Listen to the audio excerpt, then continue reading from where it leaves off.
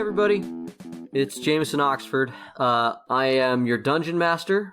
If you listen to the show, you'll hear me make a silly joke about what I am at the beginning of every episode.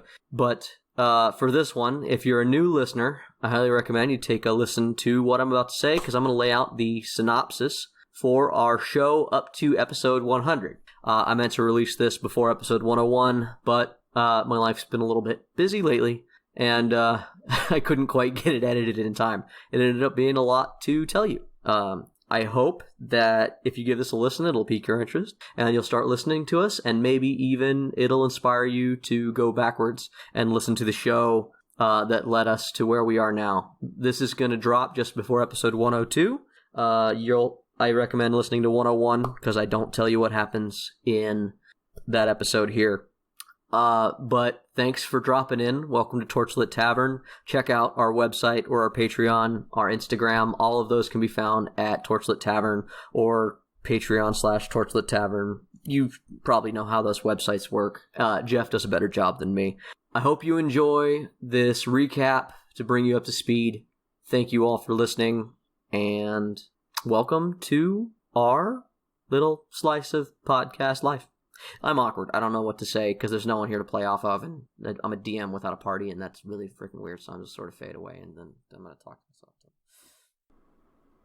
Our campaign began with a strange noise and a flash of green light in the sky. A comet streaks across Celestian, crashing into the forest near the capital city of Griffinport, drawing various factions of the city to its wreckage.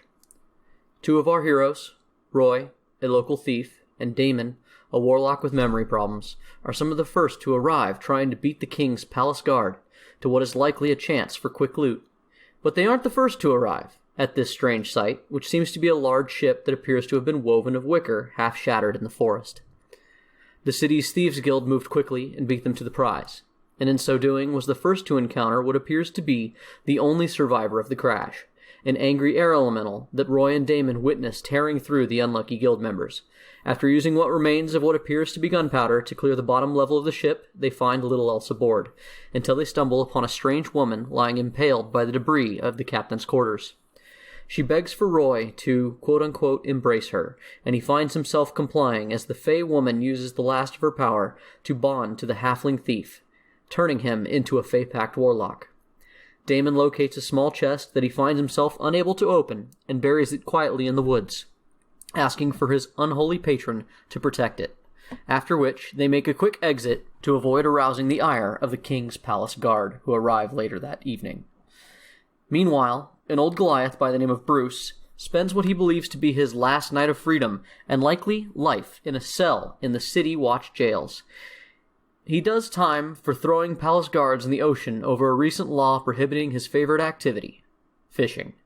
The so-called assault on Palace Guard, though likely justified, has brought him squarely in front of the king's law. As Bruce is placed on trial between talks of trade treaties and war, Damon and Roy have snuck in separately to witness the proceedings. Damon is irked by seeing the chest he hid in the woods paraded before the throne, but finds himself unable to do anything about it. It quickly becomes apparent that the king's new laws are not his own. The king's regent and brother, Robert II, has been doing much of the royal duties in the absence of his ill sibling. And while it looks bad for Bruce, during his hearing, an entrance by the ailing King Roland demonstrates that Bruce's reputation as a Goliath is known and appreciated by the king himself, who makes short work of this farce of a trial. Soon after, the Deuce, recognizing an opportunity to do something about the enemies to the crown simply known as the Griffinport Thieves Guild, attempts to dupe Bruce, who is a known felon, into working for the castle as a spy amongst the guild, a meeting that Damon weasels his way into attending. Soon after, Roy, Bruce, and Damon find themselves finally meeting one another as they are drawn together by a high-ranking thief known as Canton, a man holding rank of Fox in the guild. After Bruce informs Canton that the king's brother has attempted to hire him as a snitch, Canton brings him to meet his boss, Darius, who believes they can use this to their advantage, and also convinces the group to help the Thieves Guild pull off a large heist and to rob the Royal Bank of Griffinport. The Fey lady that now talks to Roy in his mind, going by the name Avil, after seeing an item recovered from the crash during the court proceedings, impresses upon Roy the importance of this heist and that he must get the chest by telling him cryptically that it bears within it a mantle. In order to proceed, Canton recommends that they find and add a local dwarf merchant named Boppadopoulos to their group, and in the course of doing so find themselves drawn into fighting a cult that seems to specialize in kidnapping young children, a group of scarred and twisted females known as the Cult of Vina. After saving the children and burning down the city manor house used as their hideaway, they bring several kidnapped children to the safety of a local church known as the Church of Vespra, a goddess of love and beauty that specializes in local charity and protection. One of the small girls, Julie, who was left maimed, missing one ear from her ordeal, finds herself attached to the group, and Damon in particular, who was the one who pulled her literally from the fire. After finishing and tabling their problems with the Cult of Vina, they gather their new full party to prepare for a heist planned by the Thieves Guild. The plan is to steal from the Royal Bank, and in so doing procure money, documents, and the box obtained from the crash site, all in one fell swoop. But they quickly learn that their timetable has been shortened, when they hear that the box is going to be moved to the castle's dungeons soon. They decide to steal the box in transit, while Bruce and members of the Thieves Guild rob the bank vault, and in order to do so, Roy sneaks into a local tinker shop to steal a device known as a car from a gnome named Tigawog, who catches Roy in the act, but shows a need for adventure and demands to be let in on the heist. Meanwhile, Damon's patron reveals himself as the Archduke of Hell himself, Azazel, Lord of Pride, who encourages Damon in this heist for his own reasons, sending Damon to a home of the driver set up to drive the bank car to the castle, a man that Damon murders in cold blood, only to find that he is a married man with a child on the way.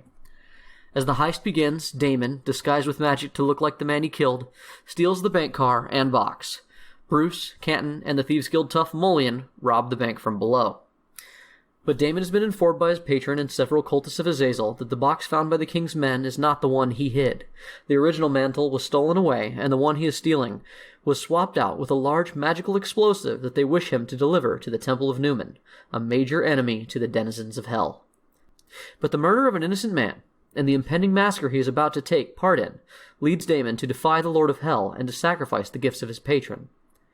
As his power is fading, and he begins a mad race through the city, the others of his group become completely unaware of what he is up to. They give chase, as well as do the agents of Azazel. Bruce finally catches Damon atop the cliffside city wall, pinning him and a guard down. Damon, in a frantic confession, tells Bruce to throw the box. Bruce, trusting him, doesn't question it, grabs the box, and hurls it from the city wall, seconds before it detonates. This causes extensive damage to the city wall, and leaves Bruce carrying what appears to be a limp Damon from the rubble. Later, Dylan, who forsakes his fake personality of Damon, is nursed to health by the Sisters of Vespra, and the party divide the spoils of their heist and the secret documents stolen from Regent Robert's lockbox. Damon has also been made aware that the box sought by everyone was taken the night he buried it by agents of Azazel and spirited to the capital of Bree, a neighboring nation under a dark ruler. Bobp is warned by a contact of his at the dock about a delivery of war machines and seedy men from across the sea.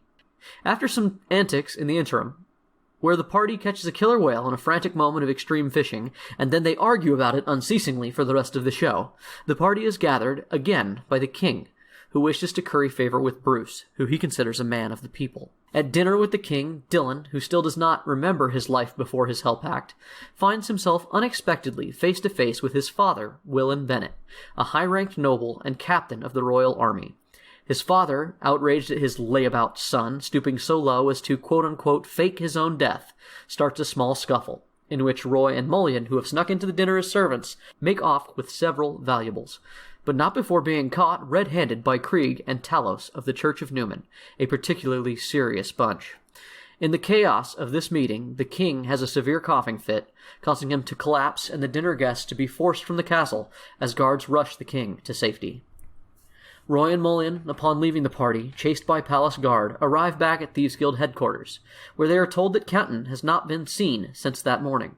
They search the frozen city, only to find the body of Canton lying face down in the snow, and are soon set upon by an assassin set up in wait for their arrival. Roy manages to kill this assassin, but in so doing is arrested by the city watch.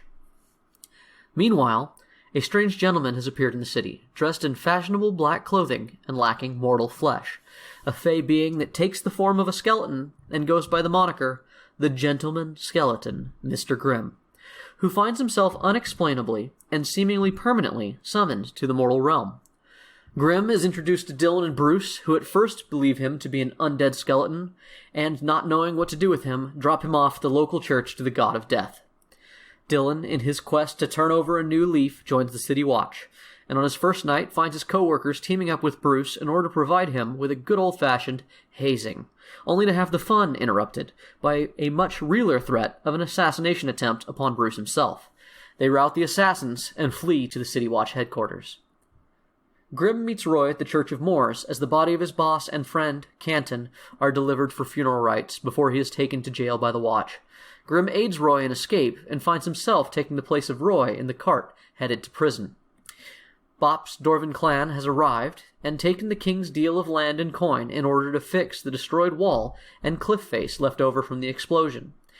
Bobp is called in to investigate strange goings-ons beneath the city. Bobp gathers the aid of Dylan and the strange Mr. Grimm in this endeavor, while Bruce and Roy, who after a quick investigation find out that Regent Robert has hired assassins to quietly silence the party.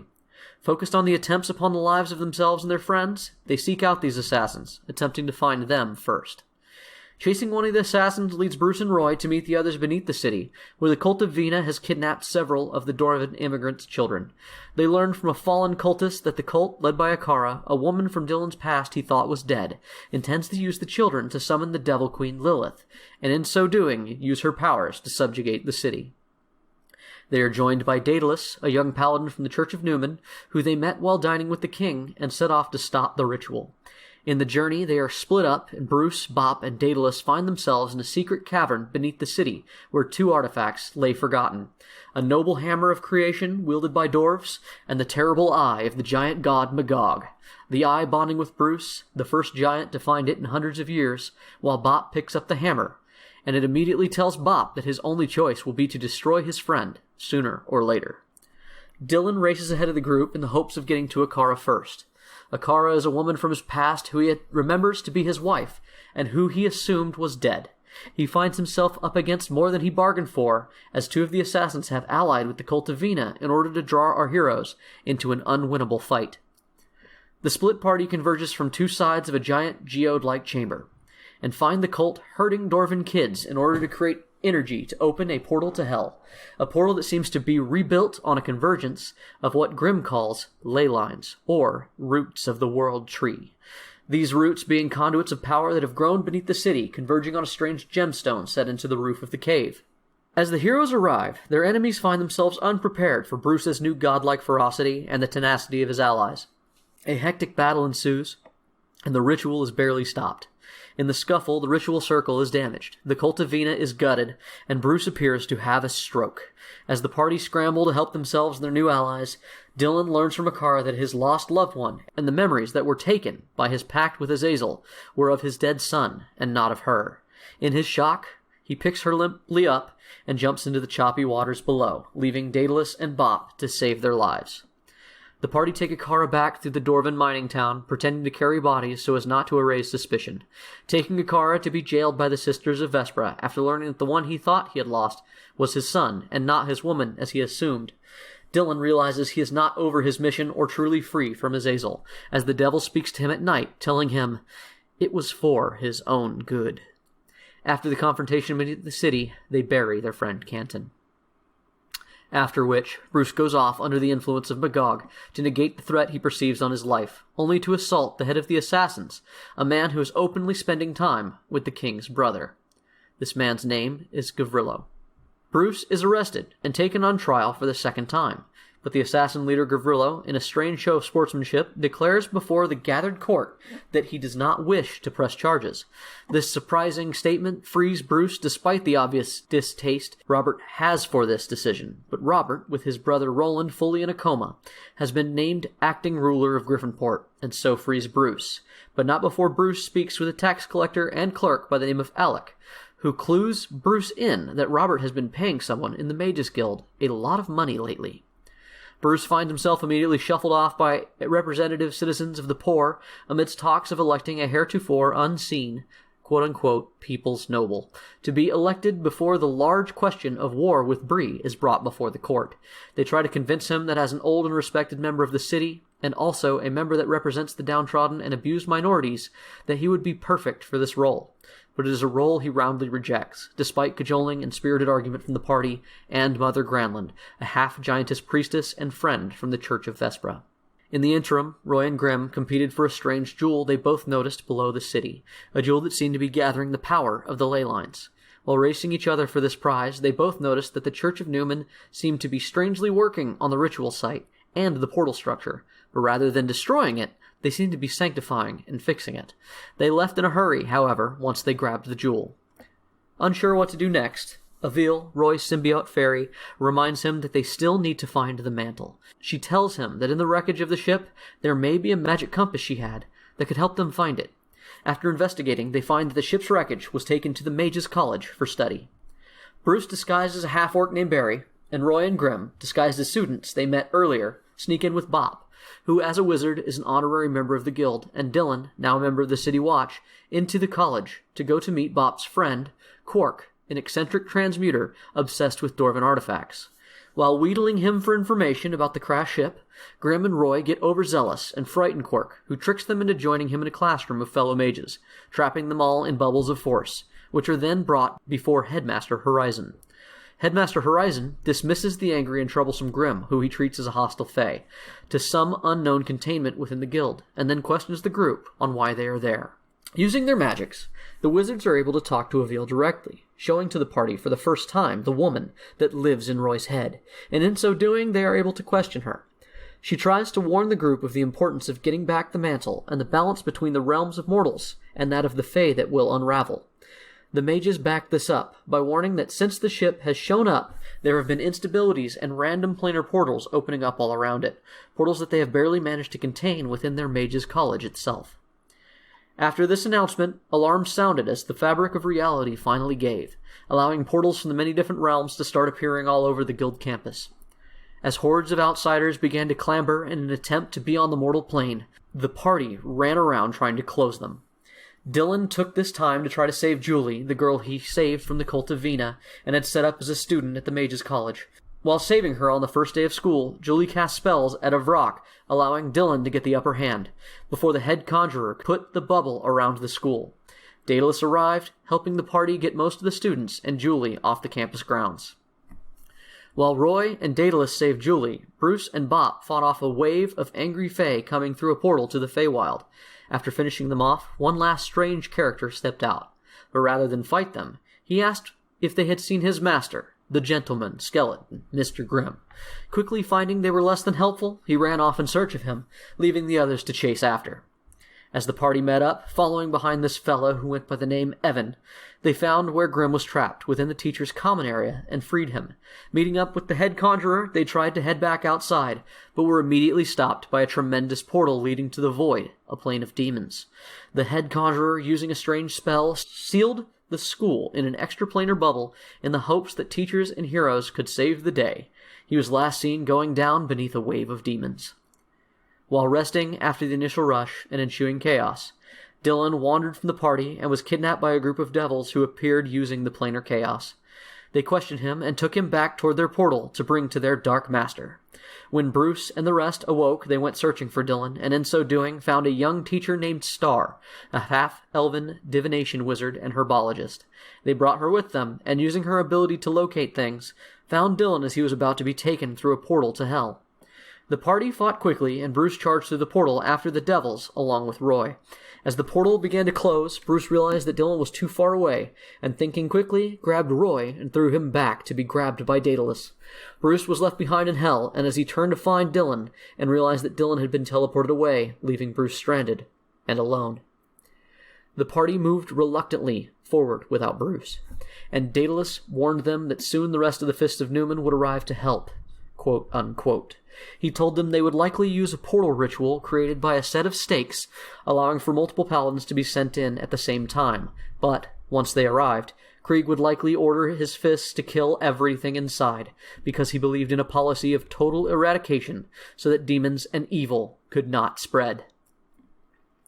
rushing against the elemental and fiendish portals opening around them, and now the added threat of a small army of paladins who would likely be hostile, the band found their way around the campus, eventually coming across Comet, a worn-out old gnomish evocation wizard, and saving him from Shadow Realm slavers. They took him to the student dorms, where they found a band of Azer, Fire Realm dwarves in league with Bopp's family. Comet told the party that another of his fellow teachers, Fao Zephyr, the illusionist, had gone off ahead to find any remaining survivors. While arguing over the best course of action, Daedalus recommended that everyone else rest while he went ahead to find Fao, leaving the party to lick their wounds. Or so he had thought. Roy, after losing Bruce through the portal, was not willing to rest and chased after Daedalus, just in time to save him from a Feywild giant called a Fomor, which ended up being more than Daedalus could handle on his own. As they both were fighting the giant to a stalemate, Dylan appeared from the portal above them, just in the nick of time. Dylan had been taken to Hell, not to be punished by Azazel as he feared, but to meet with Azazel's deposed father, Aegeus Deemer, the previous Lord of Hell, who warned Dylan of the dangers of allowing his son to get his hands on any means that would bring large amounts of devils or himself to the mortal plane. He also gave Dylan the option of renewing his warlock pact with himself instead of his son, stressing that should Azazel have his way, life on the material plane as they knew it would be destroyed. Aegeus then sent Dylan back.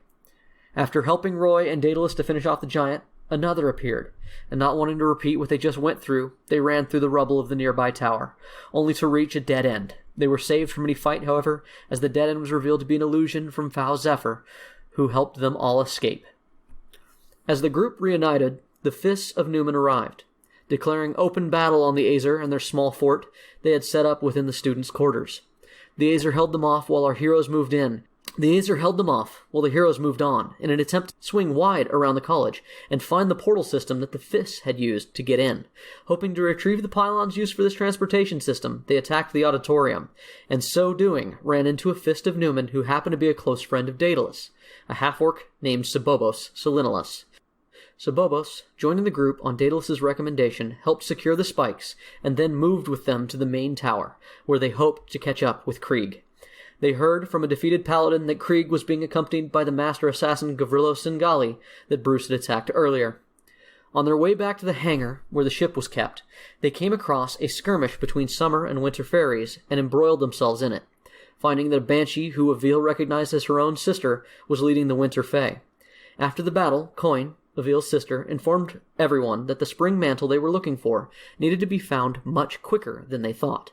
The mantle was a powerful piece of divinity, representing 1/4 of the balance of nature, and if it did not get returned to Fae, and have a fairy take it up and become the new Lord of Spring, the realms of man and Fae would see a cataclysmic merging of worlds.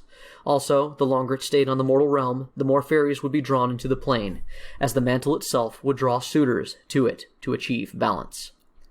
Moving with new urgency, our heroes found themselves in the hangar where the airship was kept, with Krieg and his Fists in the wreckage, already searching for the compass. But in order to get there and beat them to the prize, they had to go through Gavrilo Singali, a warlock assassin who stood in the center of the room awaiting their arrival. Before fighting them, he used Bruce's true name, which he had found in the royal records, summoning Bruce from the realm of hell as a conjuring to fight and defend Gavrilo during the fight, as well as the ghost of Canton that he had bound to his service for murdering him.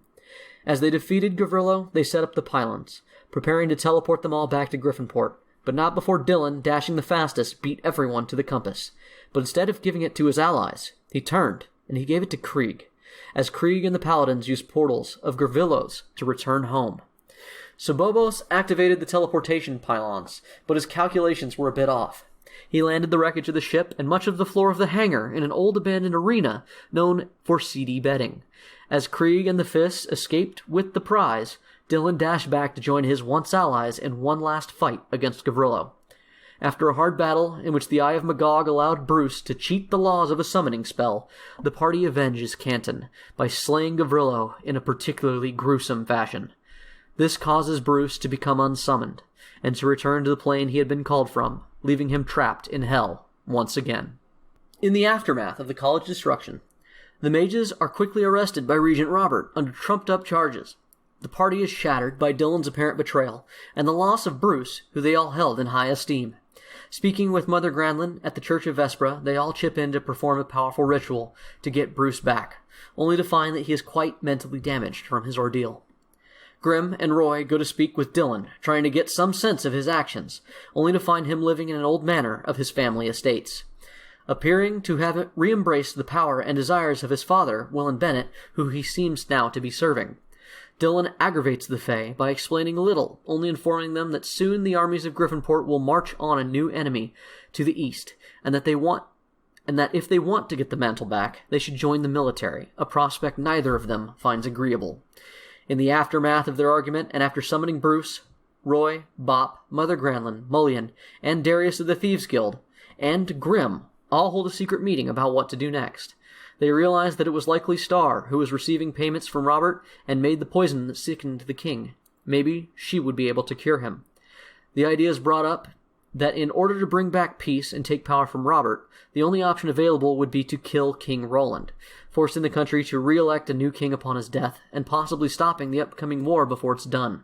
Roy, as the most capable and willing, is elected to do this, and Grimm agrees to help him.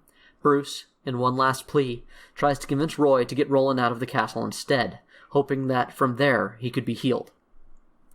After infiltrating the castle, Roy and Grimm find the mages in the castle dungeons, and with their help, and the help of several young servants, whom Bobp got royal jobs, they manage to infiltrate the castle and steal the sick Roland, bringing him back to Bruce, who waits in the sewers beneath the castle. Then Roland and the mages went into hiding, looked for a way to heal the king, with the help of Star, who they brought as a captive. For Grimm's help, Roy gave up his claim to the jewel they found beneath the city, allowing Grimm to take the heart of Griffinport as payment. While Roy and Grimm went on their mission, Daedalus, Evan, Mullion, and Sarah, a priestess of Vespra who helps Dylan, all went ahead to track down and follow Krieg and his fists, as Krieg had left almost immediately after the mantle, once they had taken the compass. After that, press gangs swept the city, and strangely, no one heard of the king's disappearance. Soon after, the party was swept into the army, and marched across the country to the town of Pixton. After arriving there, they found that disease and food shortage was running rampant in the countryside, and upon investigating found that unnaturally large infestations of scrups, a small hybrid rat-slug creature, may have been the cause. While doing their best to exterminate these pests, a strange fellow arrived offering to rid the town for an unnamed favor. The party, already suspicious, quickly discovered him to be of fairy origin. As they moved to attack him, he played a tune on magic pipe, summoning all the scrups from beneath the city and running the people out into the neighboring woods. That night, music began to summon the local children back toward the city. The party, waking in the night, did their best to corral the kids, before tracking down Pan in a cave system deep beneath the town. Despite Avil's concerns, they fought him, slaying his minions and eventually casting Pan into a pool of water that acted as a portal to the Feywild. The starving villagers, with nowhere to go, and no interest to Willen Bennett's war machine, looked to the party for guidance, Grimm eventually leading one half and Sobobos another. Sobobos' villagers were directed on a tough journey, but a rewarding one, where they might rebuild to the northeast, while Grimm took many villagers into the Feywild, where they would be welcomed as new population in a world where new fairies were difficult to create. Grimm went through the portal, only to find a smiling Pan, who congratulated Grimm on his victory and gave him sage advice for his fights to come. Grimm was then shown a way back to meet with the group. Though Dylan had betrayed the group, he had done it to get closer to his father and the nobility. And as he was made captain, he found his father had given him increasingly difficult orders to follow, particularly because Dylan had begun to suspect that his father may have had some hand in the death of his son Matthew. Willen Bennett had never made any secret that he despised orcs, and Dylan suspected that having his only son not only marry an orc, but breed with one, may have driven him to something terrible. Not only that, but it is well known that Willen supported Regent Robert. Dylan found himself unable to prove anything, however, his only hope being that by helping bring an army to the gates of Bree, he could buy time, and possibly have a large force to wield against his old patron and the nation he seemed to have undermined. But his conversations with his former allies made him realize he wasn't trusted by them anymore. After weeks of marching in bitter weather, one night the party was placed under an enchantment, a dream spell that was cast upon each by the wizards of the Mages' College, forcing them all to undergo a series of questions and scrutiny. King Roland had been awoken and healed, and he wished to know the party's allegiance. Quickly it became clear that Dylan was the most suspicious, so they recruited the others to bring him to a secure location in his sleep, where they could all listen to his interrogation. Upon finally hearing his motivations and the secrets he had kept, the party agreed that while the army had served its purpose getting them this far, they all needed to leave. And so Dylan, speaking with his father, changed his unit into a scouting one, giving them an excuse to ride out ahead of the army in the hopes that they could catch Krieg. Before they left, during a war meeting, Dylan learned that Krieg had followed the directions of the compass north, seemingly away from the capital of Bree as they had suspected, and strangely in line with the army's current course. Though unclear as to why, they prepared to ride north to the large entertainment town of Santitas. Shortly into their scouting mission, they found a band of Bree soldiers, far more to the north than any of their intel would have guessed, and after defeating them, they found they were transporting a box of what appeared to be half-fairy children. The children ran off back to their home, but not before asking if the party could go to a nearby fort, where the rest of the soldiers were holding more of their siblings. After fighting their way into the fort, they found a strange dwarven artificer named Underbrew, who activated a towering robot golem unlike anything they had ever seen. After defeating it, in a tense showdown with Underbrew in his lab, they captured him and saved the Fey children. Underbrew, once interrogated, told them that Bree had been researching using creatures, particularly children, or even better, half-outsider children, as power supplies for various devices, an example being his monstrous golem. As he said this, Dylan opened a chamber in the chest of the defeated automaton, locating a small tiefling child. Sobobos agreed to take Underbrew and the boy, who claimed to be Inquisitor Seth's son, the Bree spy that set Damon on his quest to blow up the Church of Newman so long ago. Before they left, Underbrew warned the group that Santitas was not what it seemed, and that Bree was already likely deeply infiltrated into the city. They followed the children back to their home, a strange hut and barnyard-style commune hidden in the woods, finding there that all the children were birthed from a fairy lady who went by Baba. Upon spending a short time there, playing with some of the kids, Roy discovered that some of Baba's children were also half-breeds and full-on monstrosities that were kept and fed in the barn. Soon after, Baba fed the group a meal and began to start arguments with them, while trying to impress upon them the nature of conflict in some strange attempt to toughen them up. While the others became furious or irritated with her conversation until only Roy was left behind, she made him an uncomfortable proposition, causing him to flee as well. As the party gathered to leave, Baba and her supporters made it clear that if the party did not help her gain the mantle, they would be attacked. And as the party moved to flee, a horde of beasts and monsters burst forth to give chase to the group, hounding them as they tried to escape, and as Baba turned into a Naga and gave chase herself. And this picks up on episode 101. Welcome to our show. That took a while to write and say. Thank you all for checking in. I hope you enjoy it. Now you won't have to start all the way over. Welcome to the tavern. Thanks for listening.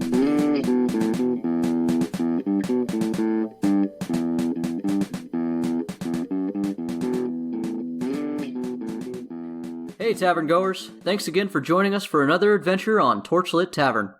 Hopefully you've been listening to us leading up to Arc 4, but if not, you can always go back to our beginning, or, if you are less inclined, I have provided a summary of the story so far at the beginning of episode 50. If you are looking for other ways to listen to us, we can be found on Apple Podcasts, Spotify, Stitcher, YouTube, Podbean, or any of your preferred podcasting services. Please continue to share, like, and most importantly rate us on whatever your preferred service may be. We have no designs on any vast empire, but the more you help, the more we can share our small, silly story with others. If you truly love our show and want to go above and beyond our dreams, you can support us on Patreon at Patreon.com/Torchlit Tavern, where we can reward you with bonus content, including blooper episodes, additional lore, or bonus episodes. If you wish to reach out to us, you can contact us directly at torchlittavern@gmail.com or visit our website at torchlittavern.com. We also can be found on Facebook, Instagram, or Twitter by searching Torchlit Tavern. You can find me, Jameson Oxford, on Twitter at Agent Beige. You can find Ryan at RyanSCB Santos on Twitter. You can find Jeff at Big_J_the_Badman on Twitter. And you can find Randall on Instagram at Argo Omega. Thanks again for listening, and don't forget, feck your warlock dear.